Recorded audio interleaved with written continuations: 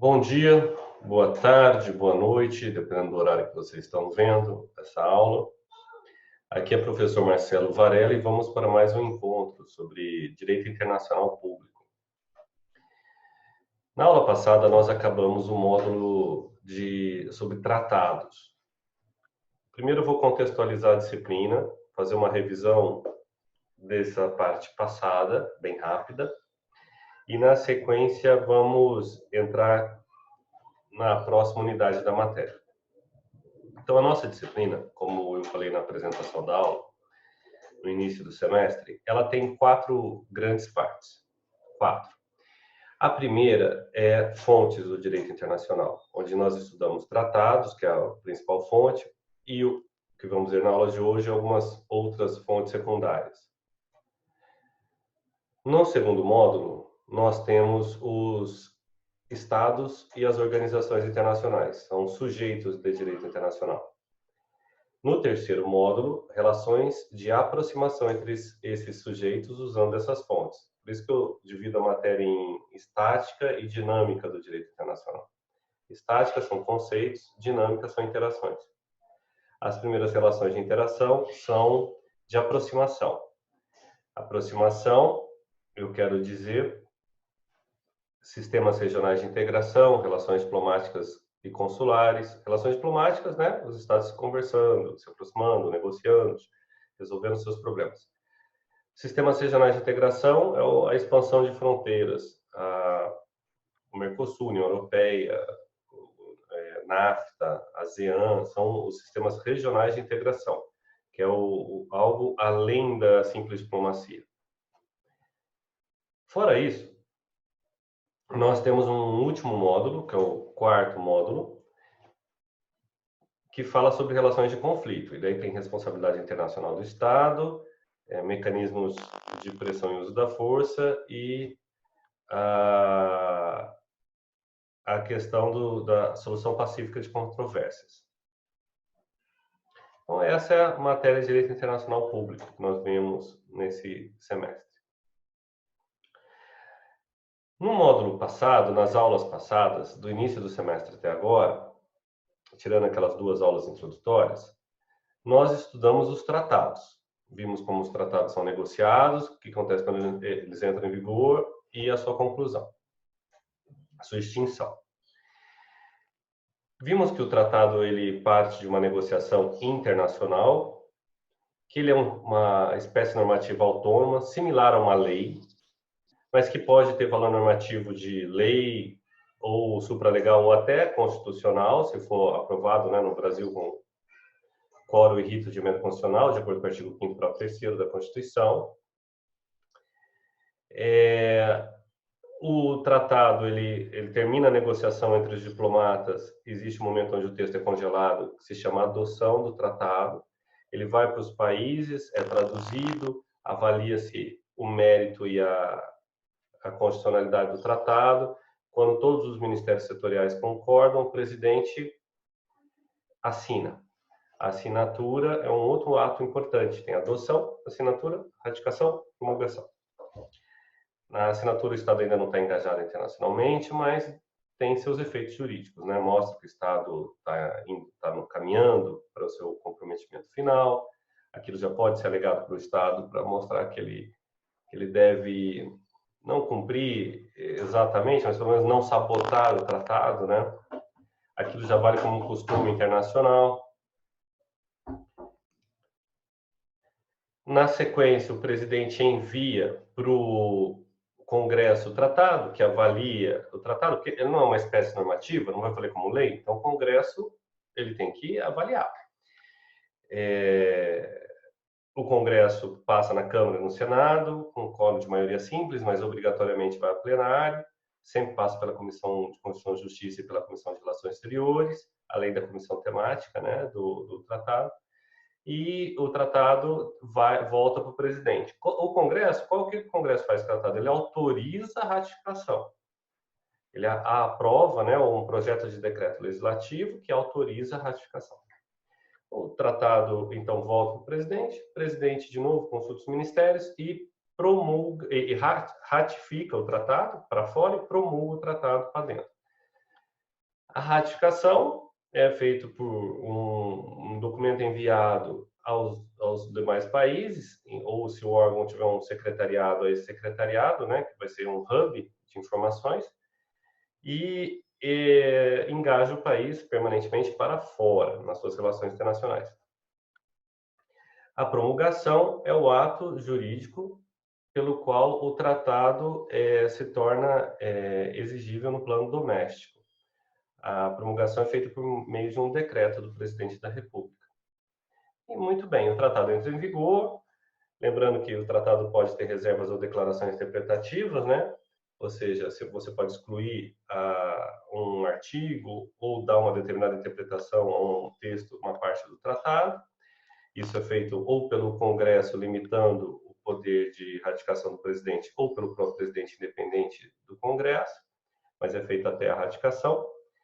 Depois pode ter um questionamento se houve algum vício do consentimento, no tratado, se houve erro, dolo, coação, corrupção, pode ser questionado a capacidade das partes para ter feito o tratado, ou eventualmente até a ilicitude do mesmo, à luz da Constituição, ou à luz de outros tratados e os códigos. E o tratado, estando aí plenamente válido, entra em vigor. Entrando em vigor, nós vimos também como que ele pode ser exigido. Vimos que existem relatórios, inspeções, organizações internacionais, atos unilaterais negativos e positivos que podem induzir os estados a cumprirem o tratado. Vimos que o tratado ele não retroage, ele vale só no território dos estados partes. E depois nós vimos como que um tratado é alterado. O tratado é alterado de forma tácita ou expressa por outro tratado. Vimos a particularidade dos tratados multilaterais, onde apenas parte dos países aceitam o novo tratado, e daí tem uma situação que um tratado vale para todo mundo, outro vale só para outra situação vale só entre os estados que ratificaram o novo tratado. E se vocês quiserem lembrar em mais detalhes, sugiro que vocês leiam um livro, deem uma olhada no vídeo da aula. E, por fim, estudamos na aula passada como os estados extinguem os tratados, né? Vimos que o estado pode denunciar um tratado, o tratado pode atingir seus objetivos e se extinguir automaticamente. Os estados podem fazer um novo tratado que revoga o anterior, pode ter ruptura das relações diplomáticas, uma guerra, o tratado pode ter um prazo fixo, que a gente chama de termo final, né? E daí ele atinge aquele termo final, as condições que resolvem o tratado, né? Resolver é extinguir. Então, por isso que em direito a gente chama de condições resolutórias, né? Que resolvem o tratado. Muito bem. No encontro de hoje, nós vamos avançar um pouco mais. Nós vamos estudar outras fontes do direito internacional. E para isso eu vou recorrer aos slides.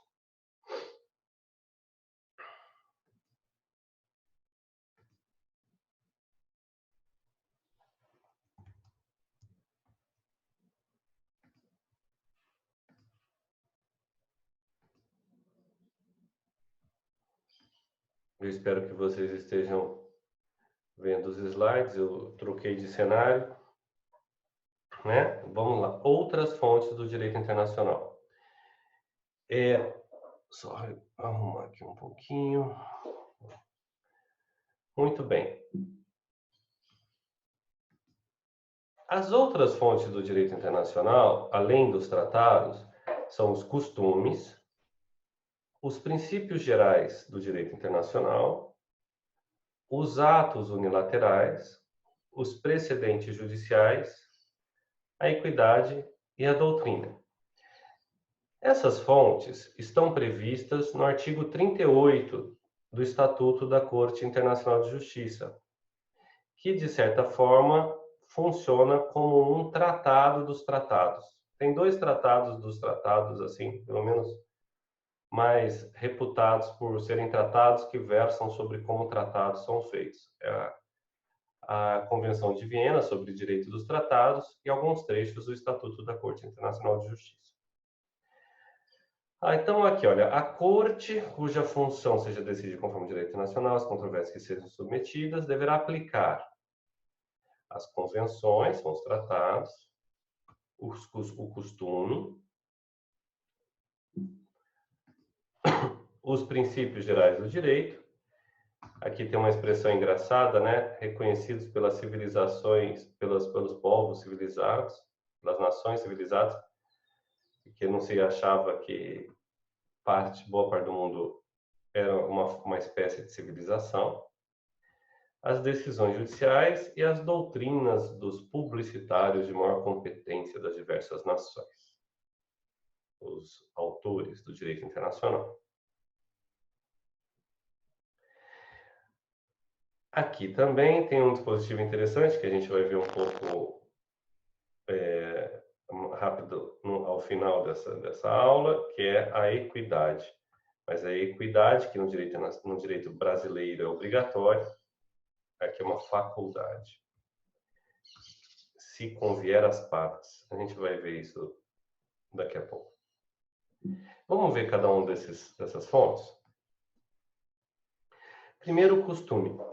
O costume no direito internacional é muito similar ao costume no direito brasileiro. O direito brasileiro, todo mundo sabe que é um costume, não é?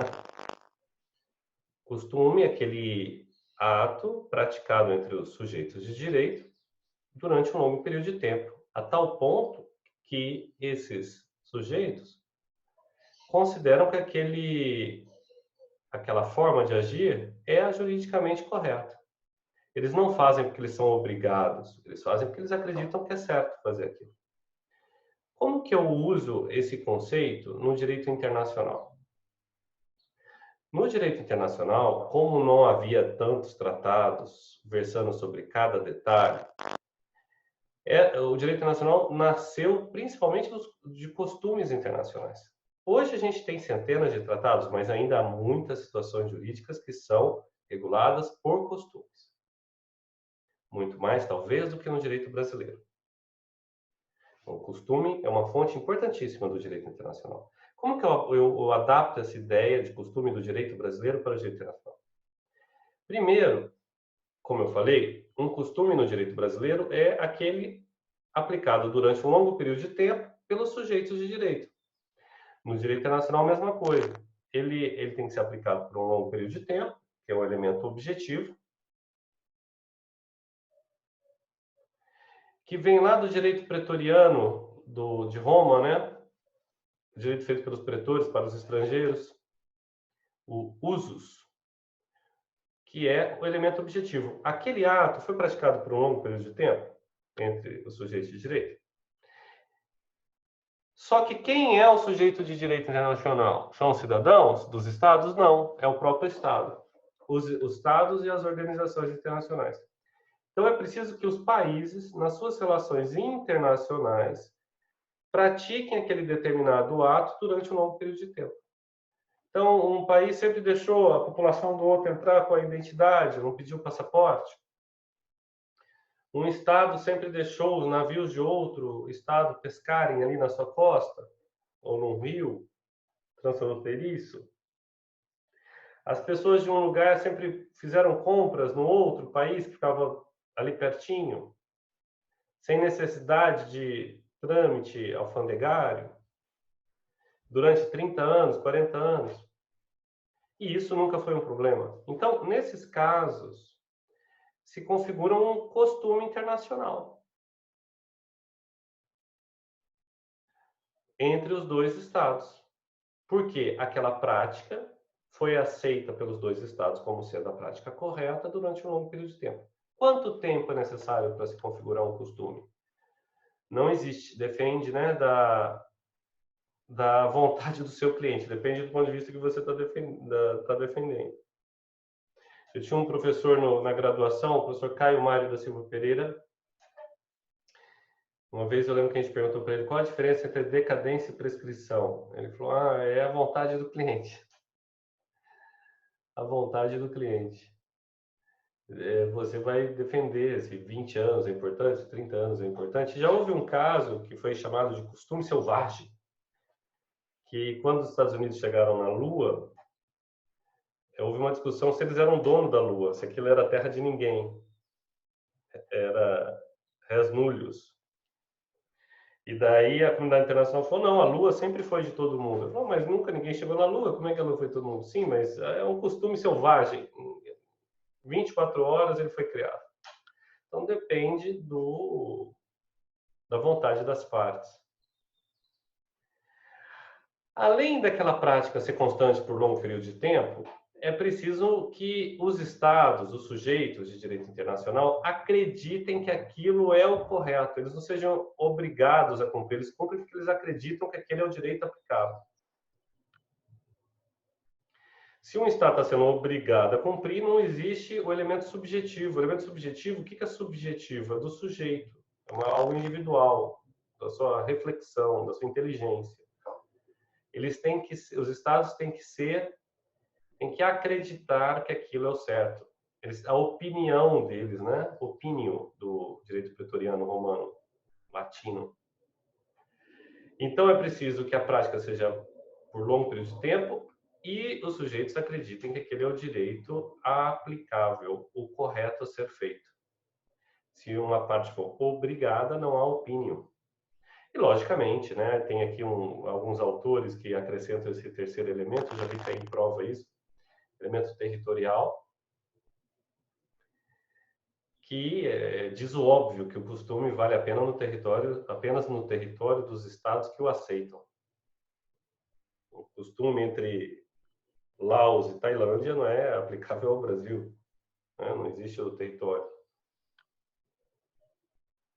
Eu vou dar alguns exemplos aqui para ilustrar os costumes. Um primeiro exemplo foi julgado pela Corte Internacional de Justiça, envolveu o Reino Unido e Noruega. Aliás, tem algumas coisas interessantes. A Noruega é toda recortada aqui, né? Pelos fiordes, que é um lugar muito bonito, Noruega, né? Terra dos vikings. Olha que interessante, pouca gente se toca disso. A Noruega, ela vem até aqui em cima e ela chega no Polo Norte, olha. A Finlândia e a Suécia não chegam aqui em cima, no norte, a ponto da Noruega fazer fronteira com a Rússia. Não é interessante? A Noruega, que começa aqui desse lado, faz fronteira com a Rússia. A Noruega é um país muito rico, né? Um dos mais ricos do mundo, principalmente devido ao petróleo que tem nessa região. Deixa eu voltar aqui no slide. Essa região do Mar do Norte, além de petróleo, ela é muito rica num peixe, que é o bacalhau. O bacalhau é exportado para o mundo todo e ele é o peixe mais comum da Noruega e do Reino Unido. No caso da Noruega tem o salmão também, mas o bacalhau é muito consumido. É o peixe lá no Reino Unido, o prato típico do Reino Unido, que é um lugar onde não é conhecido pela sua gastronomia, o Reino Unido, não é? Eu lembro quando eu morei um tempo na Inglaterra e o outdoor na frente da estação de trem era certamente você não está aqui pela gastronomia. Aí era visite a loja tal. O prato típico do Reino Unido é o fish and chips, que é o peixe com batata frita. Eles servem na rua, não gosto de serve cachorro quente aqui no Brasil, uma bacia de óleo. Eles jogam lá o bacalhau, só que o bacalhau deles é o fresco. É o codfish. E enrola num jornal velho com batata frita. Aí tem proteína, carboidrato, né? Aquele óleo, no final quando você come e abre aquele jornal, não tem mais letras ali, porque aquele óleo foi derretendo a tinta do jornal. É difícil comer isso. Mas enfim, durante centenas de anos, talvez, os barcos britânicos pescavam o bacalhau aqui na costa da Noruega. Como tinha bacalhau suficiente para todo mundo, ninguém brigava por isso. Chegou num determinado momento, a Noruega falou, olha, a indústria se desenvolveu, as exportações aumentaram, né? O Brasil mesmo, a gente come bacalhau, muito bacalhau, por causa de Portugal, bacalhau salgado, para poder conservar justamente a distância. E a Noruega falou, não quero mais que vocês pesquem aqui. E teve uma discussão se havia um costume internacional que dava o direito do Reino Unido continuar pescando, Porque por centenas de anos ele pescou, havia usos e opínio.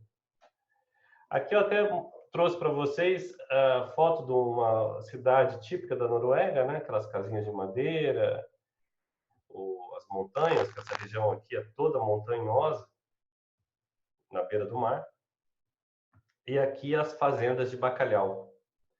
Olha aqui o quanto bacalhau tem, né? E as fazendas dos bacalhais são pescados, limpos e são colocados para secar. E aqueles que são exportados são salgados,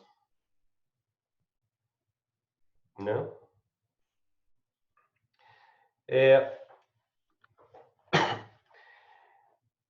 A briga, então, entre os dois países era se havia ou não costume. A Noruega falou que ela tinha medo da frota militar da Marinha Britânica e, por isso, deixava o Reino Unido pescar.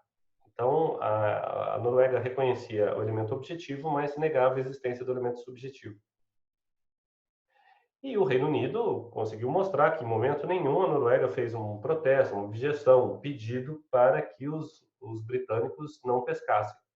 E acabou ganhando o processo. Houve a configuração do costume internacional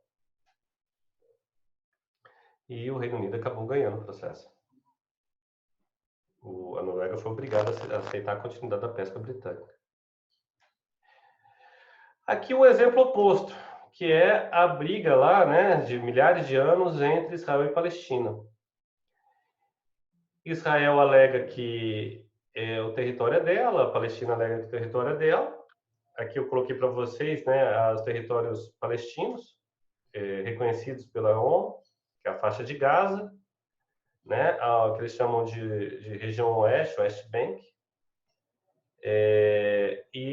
Essa região aqui seria a região palestina, que Israel frequentemente ocupa e de certa forma, domina.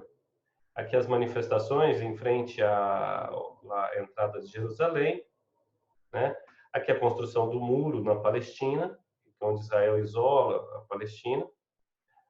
Mas aqui, nitidamente, não há costume. Por quê? Existe o elemento objetivo, Israel domina por já 80 anos, quase 70, 80 anos, mas não existe elemento subjetivo. Por quê? O tempo todo os palestinos fizeram manifestações contra, fizeram protestos, manifestações contra essa ocupação. Então não dá para dizer que existe costume, porque embora exista o elemento objetivo, não existe o elemento subjetivo. Não dá para pressupor que os palestinos concordaram com a ocupação israelense. Então não há costume. Então aqui a gente tem um exemplo onde houve a configuração do costume, aqui um exemplo onde o costume foi negado. Muito bem, esse é essa outra fonte do direito internacional que passaremos mais rapidamente, costumes internacionais. Vamos avançar para outra fonte? Outra fonte importante do direito internacional são os atos unilaterais. Atos unilaterais é aquele ato feito por um Estado sozinho, por isso que é unilateral. Agora, o que é um ato de um país? E quem é que pode fazer um ato de um país? Quem faz o ato de um país é um representante do Estado perante as relações internacionais. No caso do Brasil, o presidente da República. Então, o ato internacional tem alguns requisitos. Ele emana de um sujeito do direito internacional, o ato não vem de um particular, ele vem de um sujeito. Ele tem contrariando o direito internacional, ou seja, ele é feito de acordo com o direito internacional, reflete a vontade legítima do seu autor, do Estado, sem vícios do consentimento, e ele é dirigido ao público em geral. O ato internacional é aquele que o presidente da República fala para a imprensa, chama uma coletiva e fala para a comunidade internacional, normalmente um ato público, não é aquele que ele cochicha no ouvido de outra pessoa. Não é o que o presidente da Câmara ou do Senado falam, ou um deputado, ou um senador falam na tribuna. Por que eu estou dando esses exemplos? Primeiro, ele é emanado do representante do Estado, do presidente da República, dirigido à sociedade. Então, o ato unilateral vincula o Estado e vincula ele perante os outros países. Um presidente da República faz uma declaração de guerra perante a imprensa, não pode dizer depois que era brincadeira. Porque os outros estados vão entender aquilo como um ato válido e podem bombardear esse estado aqui. o representante do Estado, ele é civilmente responsável, em nome do Estado, pelos atos que ele emana de forma pública, dirigidos, né, para toda a sociedade, em nome do Estado que ele representa. Vamos ver aqui agora alguns exemplos de atos unilaterais. Um ato comum é o silêncio. Por exemplo, o Estado é consultado sobre alguma coisa e fica silente, significa em cala, consente, ele concorda. Então, um outro país falou, olha, eu vou produzir armas nucleares, você concorda? Se ele não responde, significa que ele concorda.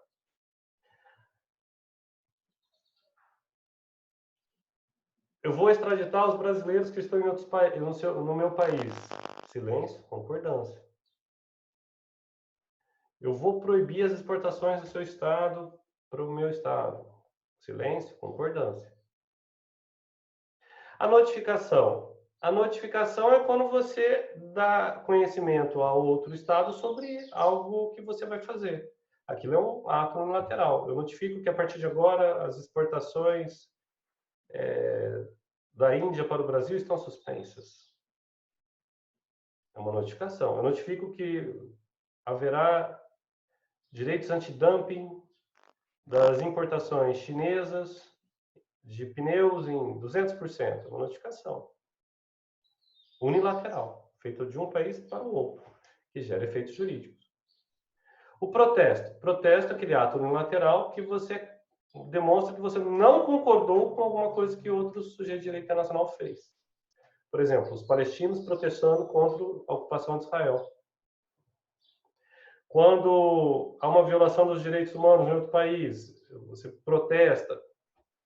Às vezes até esse protesto se configura numa chamada dos diplomatas, retirada da diplomacia daquele país, chamada do embaixador para conversar, é uma forma de manifestar protesto. Você pode fazer o protesto por um ato por escrito e enviar esse protesto para outro país. Além disso, reconhecimento. Reconhecimento é quando você reconhece que uma outra situação é válida. O próprio Estado, ele só nasce a partir do reconhecimento pelos outros Estados. O Estado não nasce de dentro para fora. A gente vai ver isso a partir da próxima aula. O Estado, ele nasce a partir do seu reconhecimento pela comunidade internacional. Às vezes, em direito constitucional, se estuda que Estado quando nasce de dentro para fora, né? População, território e governo. Basta isso, o Estado nasce. É uma grande mentira. O Estado, se fosse assim, o Estado islâmico era um país. População, território e governo. O Estado nasce quando os outros Estados o reconhecem. E o que é esse ato de reconhecimento? É um ato bilateral? Não, é unilateral. O outro Estado reconhece sozinho. O Brasil passou a ser um sujeito de direito internacional quando os Estados Unidos o reconheceram. E depois, quando a Inglaterra, Portugal mesmo, depois do acordo, né, em algumas guerras, reconheceram o Brasil. O reconhecimento pode ser tirado a forceps ou por acordo, mas, de todo jeito, é unilateral. É um ato unilateral. A promessa, quando você se compromete a cumprir alguma coisa, entregar alguma coisa, fazer alguma coisa, doar alguma coisa, a receber alguma coisa. O Estado indiano prometeu doar vacinas ao Brasil. A China prometeu enviar um IFO. Então, se esse ato for feito, ele pode ser exigido. A renúncia. A renúncia acontece quando o Estado que é beneficiário de algo não quer mais receber. E eu coloquei aqui um interessante que é o estoppel. O estoppel é quando o Estado ele fazia uma série de atos unilaterais no sentido, ele não pode mudar de lógica. Ele pode ser cobrado pela sua coerência. O estoppel é isso, é a cobrança da sua coerência. Você pressupõe que ele vai continuar coerente. Muito bem, então esses são alguns atos unilaterais.